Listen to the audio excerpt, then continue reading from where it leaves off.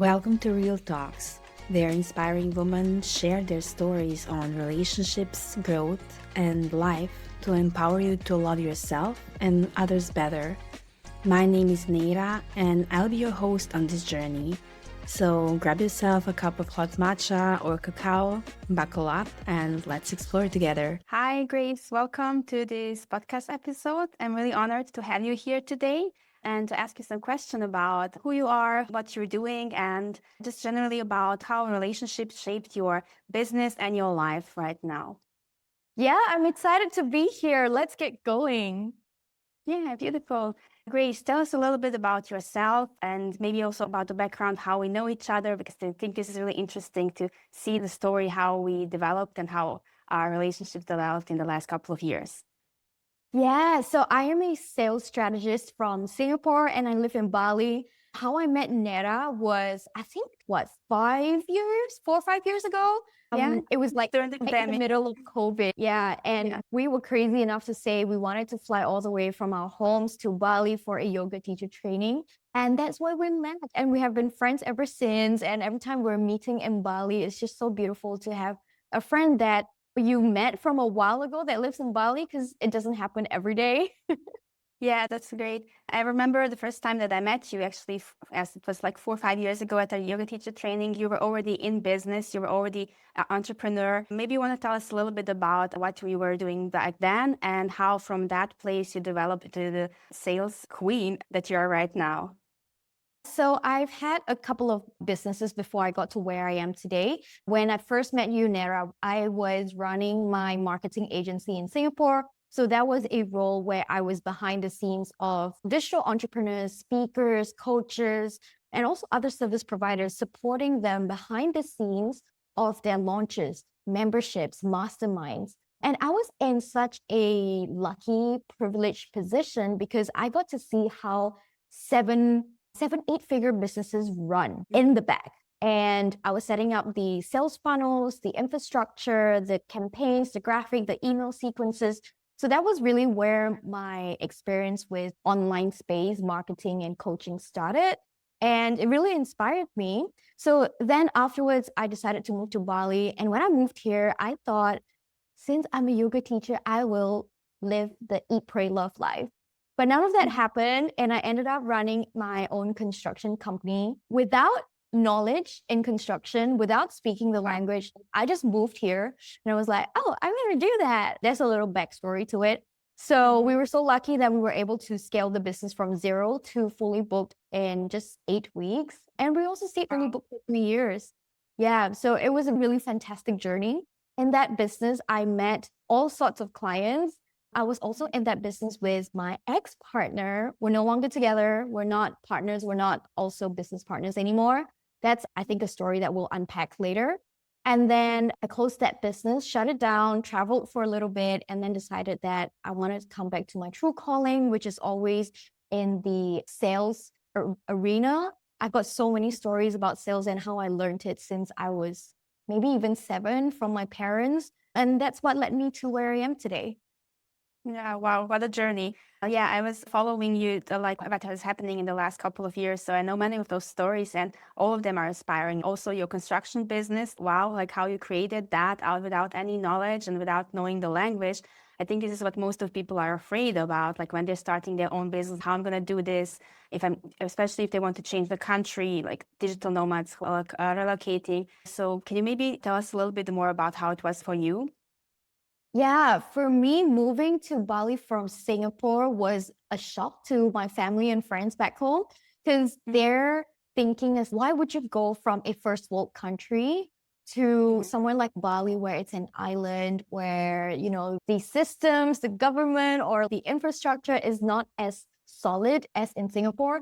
And I totally get that sentiment. But at the same time, when you feel or when you know that something has to happen, you just got to do it anyways. So I did that because I just didn't quite feel my sense of belonging in Singapore at that time. Things were moving, business was good. I had my family, I had my friends, I had my dog, but I was quite depressed. I asked myself, what is the last thing that I wanted to do before I leave planet Earth? And one of the things on my list was to move to Bali. So I'm like, why would I wait for retirement? Why not make tomorrow the day? So I packed everything and I sold a lot of stuff and I came here with 2 suitcases with a lot of fears, of course, as everyone experiences, but at the same time knowing that it was going to be crazier for me to stay where I was. Yeah, wow, what a story. A lot of women that I work with also, they are coming with the same fear, like they are stuck somewhere in their career, in their relationship, and they have that fear of like, how do I do this now? So exactly what you experienced. And I love to hear that story, that like how courageously you took that step and came here with 2 suitcases. I think this is going to inspire a lot of women to take that step and just know that, yeah, if you put something in your mind, you can always do it. When you think about back then, when you were making that decision to step into your new life, relocating to Bali, starting a completely new business, is there anything that in your daily life that really supported you? Do you have any practice? Because I really love to share with people how spiritual practices can help them, or mindfulness practices can help them in their life. And I know that you also really have your own spiritual journey. So is there anything that you did that really helped you to overcome that fear other than willpower?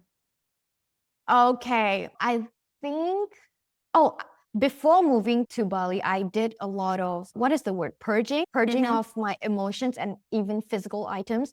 And I didn't expect that as I was purging my physical items, donating stuff, cleaning up, selling things, I would go through so much emotional purging as well. And I actually have videos of me just laying on the floor around all my physical things and just Mm-hmm. releasing it and Wow. feeling all the emotions and actually going through all the tears as well to let it come out.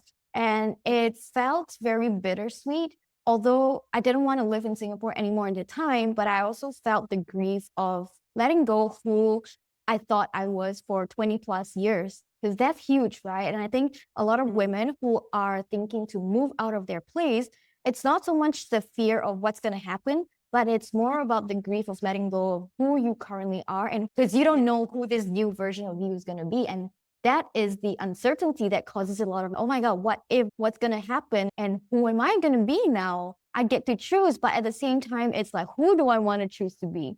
So I had to let go of a lot of that emotionally.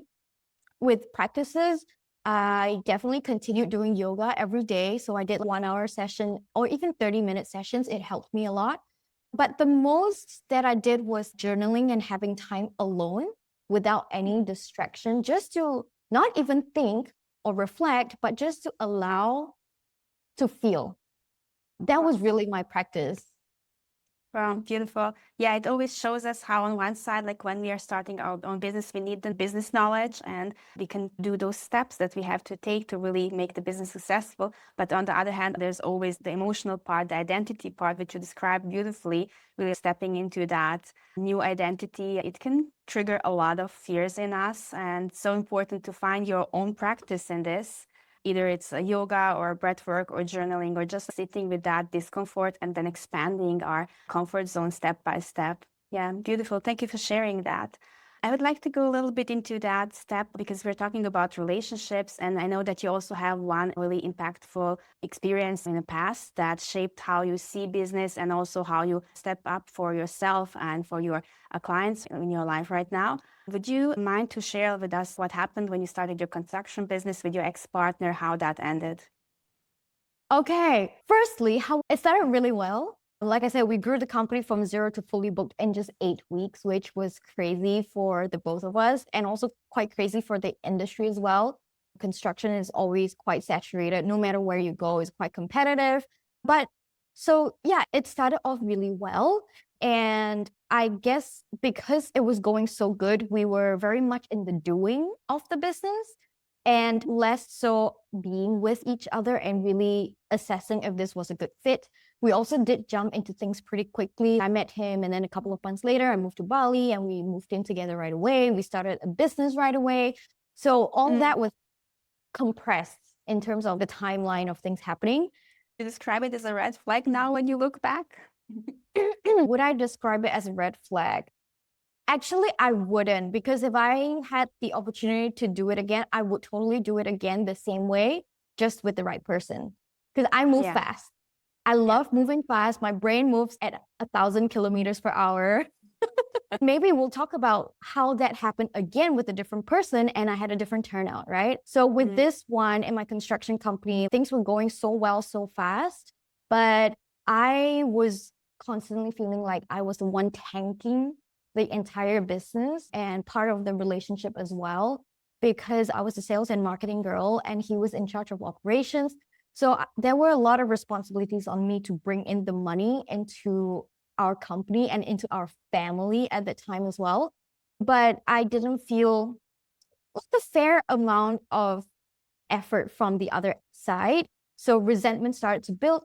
But mostly it was because of finances. I felt like the finances were so shaky because things were very new. So it created a lot of tension in our relationship. So 1 year after starting the business, we decided we'll go our separate ways, but we'll keep the business intact. We wanted to keep the good parts of our relationship, which was the business. So we did that and it worked for maybe 4 or 5 months. And then again, the argument started again because it's never about whether you're in business or your romantic partners. It's always a reflection, right? So you can find the same problems in any situation. So the same argument started coming up again, but in business this time. And I decided either we're going to shut this down or one of us is going to go out and exit the company. So he decided to exit. We had this exit agreement drafted and it was all good. And then a couple of weeks later, I came back home. We were still having arguments. I was so busy at work that day. And then I came back home. I looked at my phone and I got a missed call from him and a message that said, call me as soon as you see this. So I called him, and as it was ringing, my heart was like, boom. Like I felt it coming. And he said to me that I have taken all the money in the bank account and I don't want anything to do with you nor the company anymore. So that's it. We're done. I didn't really know how to react at that time. I was just thinking about the remaining projects that we still have and how I was going to financially continue these projects without any floating capital. So I had to take a 20-minute to go away and just really think about what just happened. So long story short, I did finish up all the projects by myself. And then I took on one more just to turn all the losses into profits. But then I never got the rest of the money back from him and we just went our own ways from there. So the big lesson for me was actually that I love having businesses with my partner. I just need to find the right person. That's beautiful learning, and I'm really sorry to hear. I know the story already, so every time when I hear it, I feel like I know the pain and I know that shock, especially like when things like that happen, because I had a similar experience last year. Like that shock when it happens, this first 20 minutes that you're describing, and then days after is the rumination, the what I did wrong, how can I save myself? Like really you feel like the ground is just being pulled under your feet. It's a unpleasant situation to be, but I also love to see how you're an example for every woman out there that even if those traumatic things happen to you, you can rebuild. You're not defined by your past and you don't have to stay in that place. You're totally capable of rebuilding, of shining your light again, being empowered and starting from the scratch and building something beautiful like you building right now. Let's talk about what you said about the red flag and how it's so important to find the right person. I see that a lot of women are exactly stuck there, especially when it comes to women who are anxiously attached to their partner and they find somebody who is avoidant or narcissistic and they come into the situation where out of that feeling inside of themselves that they so want to give and share and help a partner that they choose people who are not really good for them. When you think about, because now you're in a new relationship, which is really beautiful. I also know your partner. He's such a lovely man. So if you can give one advice to a woman who is choosing a new partner, what is for you, what it makes a difference? How do you know that a man is, or generally also a business partner, that they are genuine, that there are no red flags there? Yeah, what a fun question. When that relationship, the previous one, didn't work out, I told the universe and I told myself that the next relationship that I get into, it has to be so good that I can't even imagine. Because if I can imagine it, I can create it myself. So why would I need it? So that was my big claim to the universe, and the universe delivered. Wow. It delivered. So now looking back, I know that there were some red flags in that previous relationship. But at that time, when you're in it, it doesn't look like red flags to you. You don't see it at all. You don't see the colors. It's only looking back that you're able to connect the dots and you learn that, oh, that was a red flag, or that was a green flag, or that was an orange flag. But when you're in it, you can't see it. So when I made that claim, it felt like a really bold claim because I have never said that or demanded that before. So it allowed me to approach dating differently. So I used to go on dates and then to go on second dates because it felt exciting, because I felt this pull, this attraction to this person. And this one, on the first date, I went home thinking he's a really nice guy. He seems awesome, but he's boring as shit. And I was like, I don't think I'll ever see him again. And then somehow, a few days later, I thought about it again. And that was, maybe boring isn't that bad. Maybe there's something in the boringness that I could look at. Because why does this feel boring to me? And what does that mean? So I decided, you know what? Maybe I'll give it another go. And he asked me out again, and I went out. And I kept going out because I kept testing this idea. Maybe there's something in the boring. So it took me from the first to the seventh date to then decide whether this was for me or not for me. So the more I kept going on this date, the more I was like, this is not it. This is not it. My brain kept looking for confirmation that boring is not for me. But on the seventh date, I met his family. And it was only through meeting his family that I realized why he was boring. I know it's quite funny, like how I'm saying it here, but his family, they're so loving, they're so accepting. It was my first time ever meeting them. And within the first few seconds, I already felt accepted. Wow. I didn't feel any sense of judgment, any barrier. And his dad, in the middle of dinner, even said to me, okay, tomorrow you go to pasar with mommy. He was inviting me to go to the market in the morning with mommy, not auntie, not this stranger lady that I just met, but mommy. He used that language with me. So then I realized, damn, this is the environment that he grew up in. It's so stable, it's boring. Because peace is boring. It's so stable, so calm, and that's why he is who he is today. And that moment really drew me in. I fell in love with his family before I fell in love with him. And it's true. I always tell him that. Yeah, this is so important, the way how you describe it.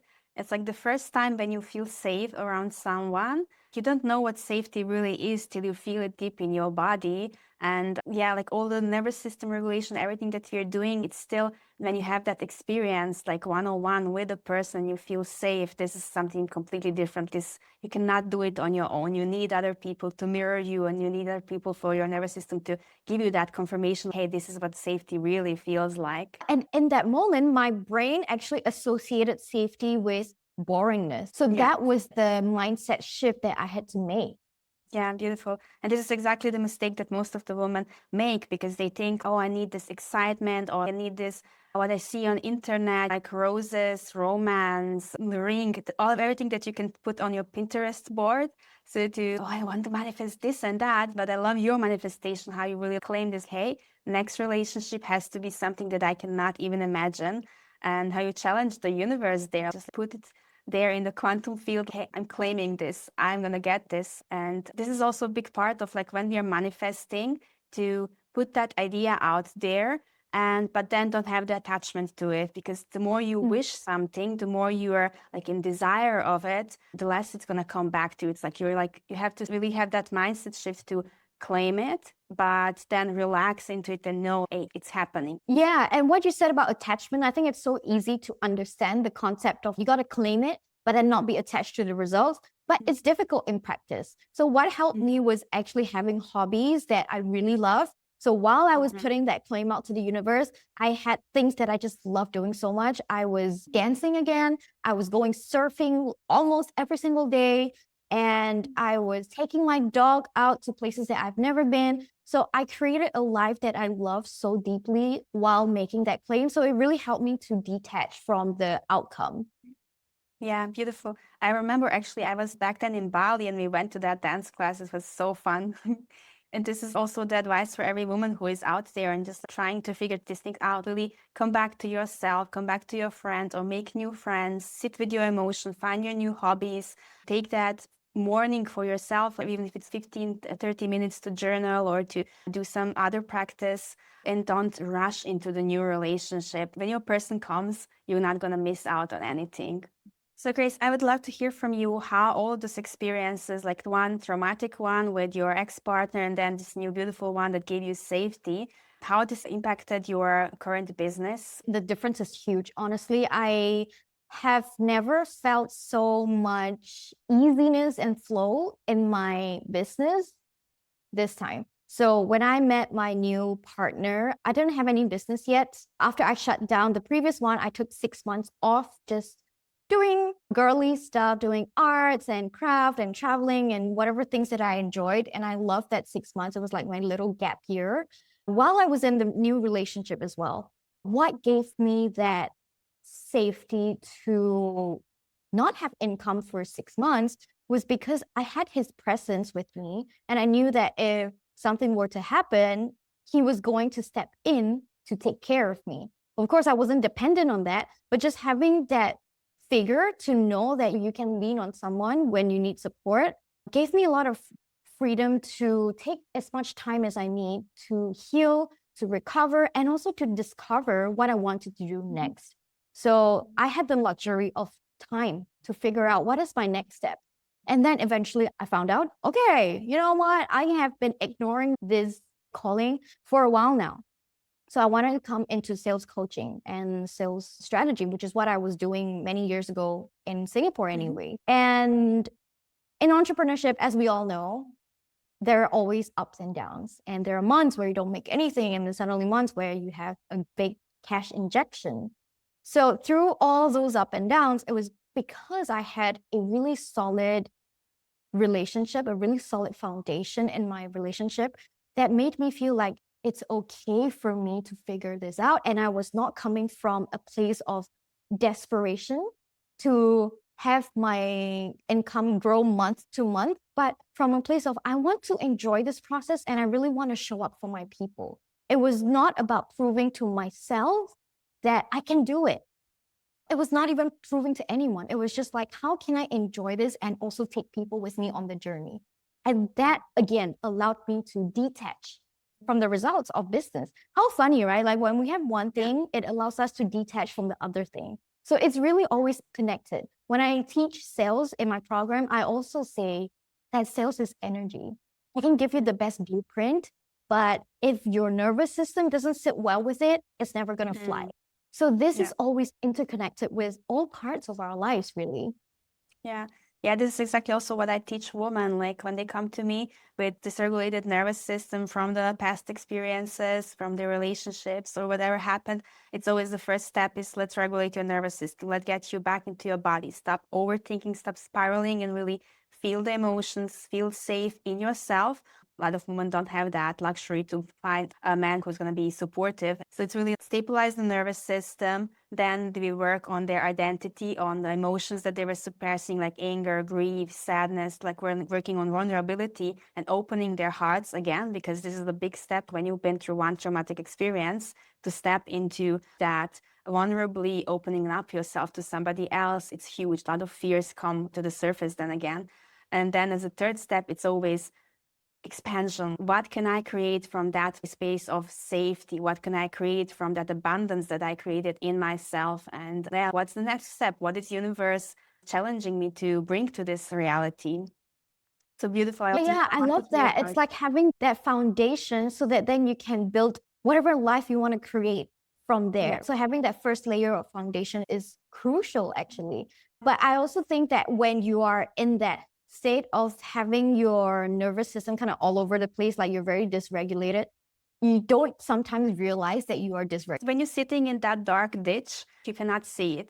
And there's also part of our brain that if you're in that state of dysregulation, it doesn't allow you to see possibilities. So you just see confirmations to the reality that it's already present for you. So if you think about that all men are unsafe, or that you cannot get clients, or that everybody is against you or criticizing you or whatever, because this was your current reality for many years, your brain is so wired to see confirmations for this, and it will just give you more proof. But when you start then working on your identity through subconscious reprogramming, suddenly you start seeing, oh, here's this possibility and that person, and maybe this man is not so bad, or maybe this friend can help me out, and then really beautiful things can happen from there.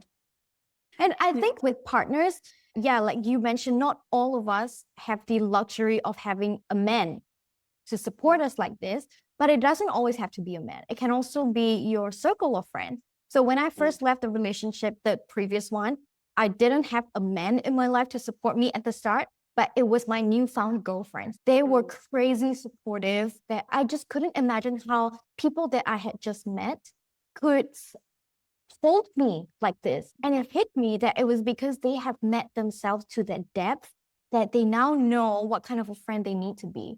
And so now I try to be that friend for other people too. Yeah, and you've been that friend to me. Yeah, that's exactly what I've been also through last year as my past relationship ended. This is exactly my experience, really, to surround myself with women who are so inspiring, so supportive, with these beautiful open hearts. On one hand, I had my practice. I was breathing every morning, 15 minutes dynamically like crazy to put all this energy and trauma out of me. This was my way how to regulate my nervous system. But on the other hand, also just being surrounded by women who get me, who see me, and who believed in me, it was so healing. I have a question actually, and I feel like maybe other women have this question as well. When we talk about doing the practices every single day, the breathing and all that, how long does it take for them to feel the results? I know it's very subjective, but I think people want to know, like, oh my God, how long do I have to do this breathing thing?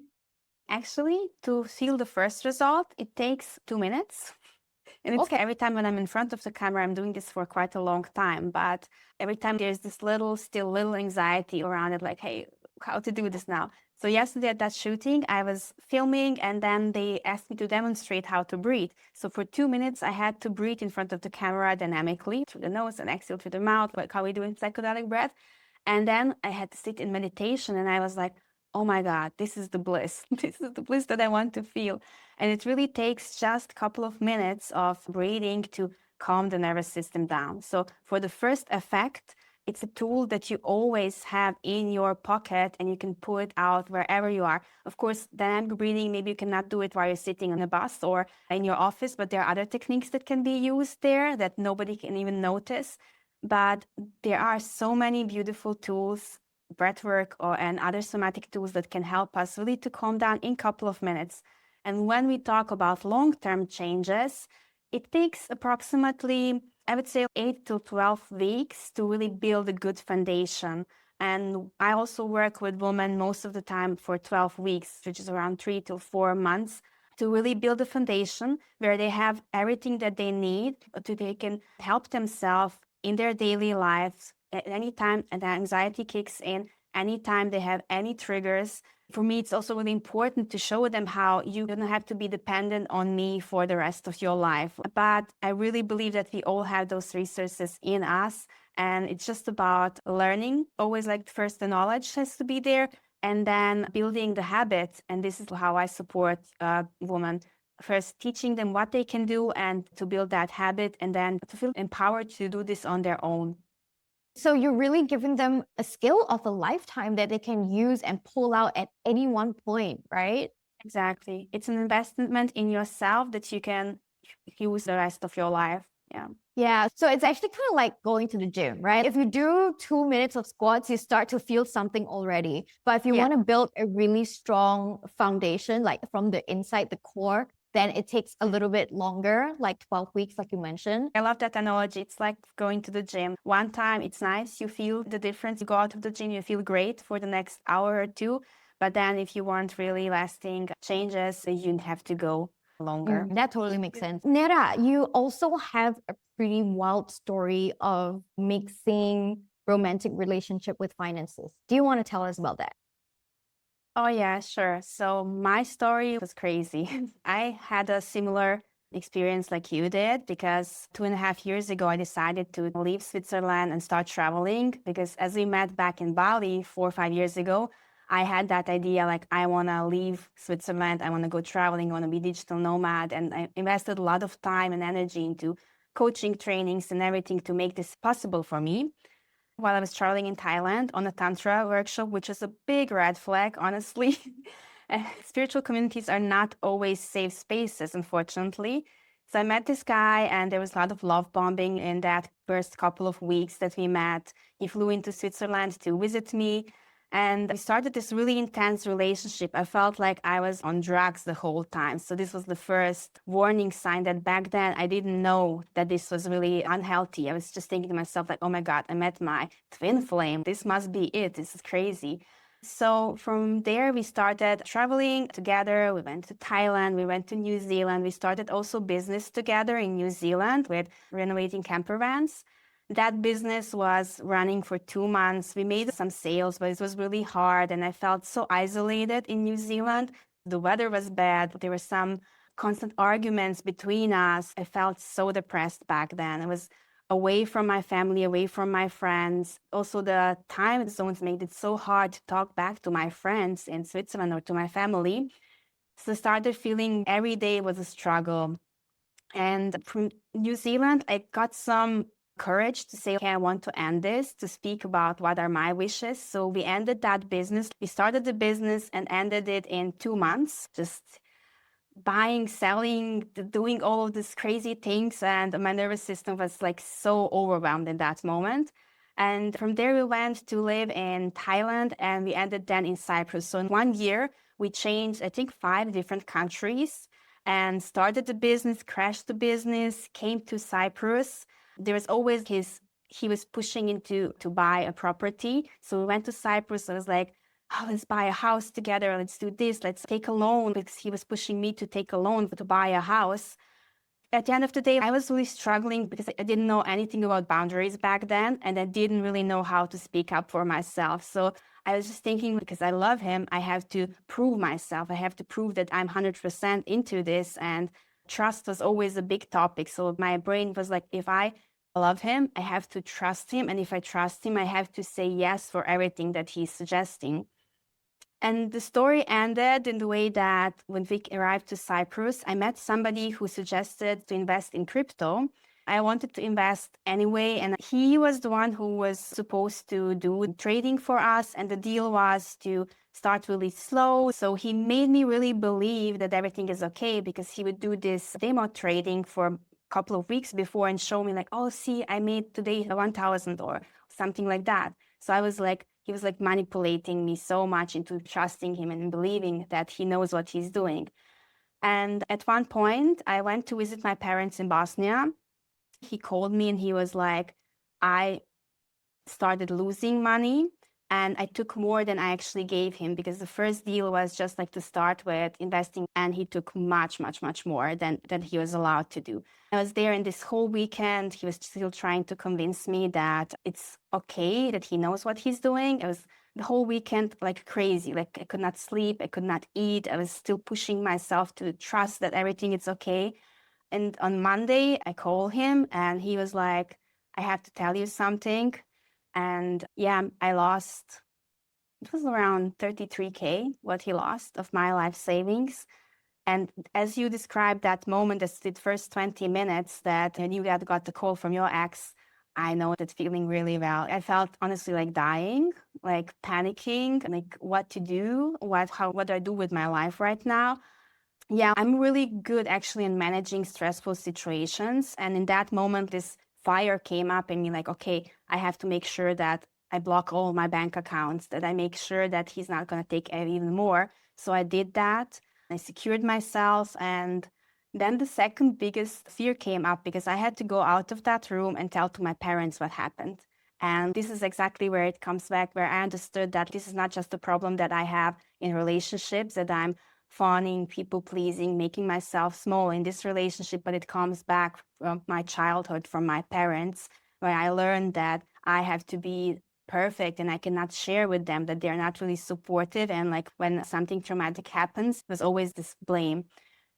Unfortunately, I didn't end the relationship at that moment because I was so deeply trauma bonded with him and afraid to end that relationship that I just gaslighted myself into believing, oh no, I'm working on my business and we're gonna make this happen and we can work this through. I first separated for a couple of days and then I came back to him like for the next month.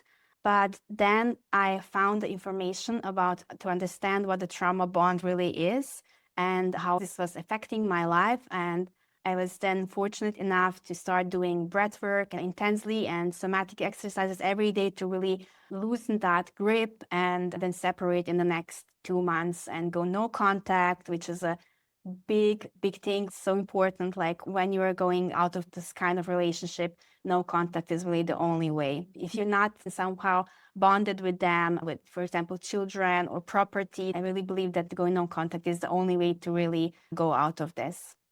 It is often the harder way, but it is the quickest and the cleanest way. I want to know that, do you wish that in that moment there was a girlfriend or someone supporting you to tell you like, hey, Nera, you got to wake up. You are gaslighting yourself and this guy's manipulating you. Do you wish that someone said that to you? Definitely, definitely. While I was in that relationship, I was so isolated from my friends because he put that thought into my mind that, oh, you don't need them. They're all against you. And this is what narcissistic people love to do. They love to isolate you because then it's easier for them to manipulate you. And I tried to reach out a couple of times to my friends. Every couple of months, I would talk with somebody, but they also didn't have the knowledge. And this is the big thing. Like, I love my friends and they tried to be supportive as much as they knew, but just they didn't have the knowledge. And this is like where it's so important to find somebody who's been through this, who knows what they're doing, who knows how you're feeling and how much effort it takes to go out of that situation. But yeah, I would definitely love to have somebody who would tell me like, hey, this is a disaster, this is unhealthy, this is toxic. So you have to snap yourself out of it. Yeah, I think that one of the fears that I have as a girlfriend is that I don't know how much I could say to my friend, even though I can see things unfolding, because sometimes that person is not ready for that advice. Yeah, that's So true. I'm kind of in two minds about it. I have another girlfriend, our friend Jojo. She is, oh, I don't care what my friend thinks. I'm going to tell her straight away because I want her to protect herself. And while I get that, I also see that some people are not ready to receive the advice, to receive what she's seeing. And then on the other hand, I also want to be the supportive friend that is there to allow my friend to experience what she needs to experience, but I'm there to catch if something bad happens. Yeah.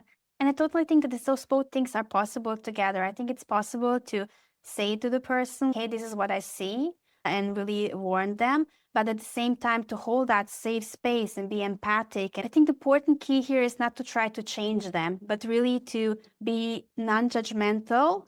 This is a big thing. And this is when I work with women, I really try to give them that space where they feel like, hey, I'm not judging them if they're not able to leave that relationship for the first time. Because statistically, it takes for a woman around 7 times to leave trauma bond and leave toxic relationship. If you're trying and on the first time or maybe even on the fifth time you're not succeeding, I really try to say, okay, maybe you're not leaving right now, but let's build where you are right now at the moment. Let's give you the tools so you find that strength in yourself. So maybe then in 2 weeks or in 2 months, you're going to be able to leave because it's a process. So it takes women 7 times to go through the same trauma before they leave. Is that what it means?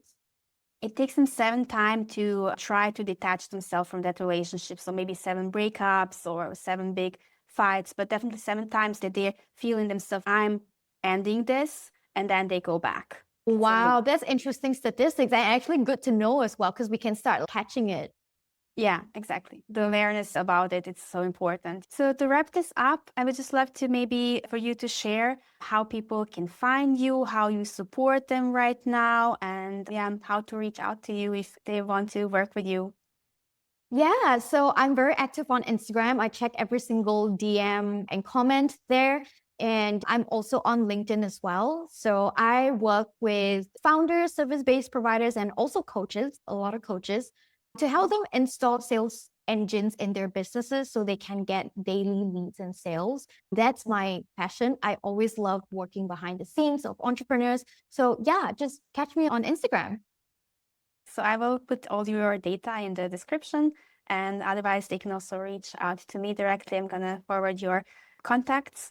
I would also love to add that I work also with you, and I can 100% recommend you. The way how you approach your business is just inspiring and so supportive, and the whole community that you're building also. There's so much of this fire energy inside of the community. I really love that. Thank you so much for having me. Thank you, Grace. Bye bye. So to wrap this up, I would just love to maybe for you to share how people can find you, how you support them right now, and yeah, how to reach out to you if they want to work with you. Yeah, so I'm very active on Instagram. I check every single DM and comment there. And I'm also on LinkedIn as well. So I work with founders, service-based providers, and also coaches, a lot of coaches, to help them install sales engines in their businesses so they can get daily leads and sales. That's my passion. I always love working behind the scenes of entrepreneurs. So yeah, just catch me on Instagram. So I will put all your data in the description, and otherwise they can also reach out to me directly. I'm gonna forward your contacts. I would also love to add that I work also with you, and I can 100% recommend you. The way how you approach your business is just inspiring and so supportive, and the whole community that you're building also. There's so much of this fire energy inside of the community. I really love that. Thank you so much for having me. Thank you, Grace. Bye bye. If today's conversation resonated with you, follow us on Instagram and connect with us there. The link is in the description. See you in the next one.